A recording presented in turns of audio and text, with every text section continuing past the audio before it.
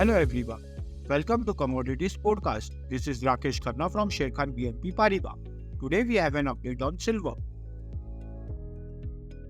COMEX silver price was moving in strong downtrend along with trendline breakdown with key resistance on upside at $28.60 and downside support at $26.44 indicate short-term trend is bearish.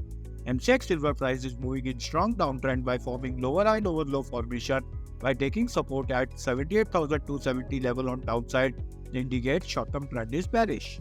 At present, silver price witnessed an upside pullback but failed to breach its upside resistance of 82,000 level and expect downside target till 80,500 and 79,300 level in near term. The price indicator is bearish. Thank you.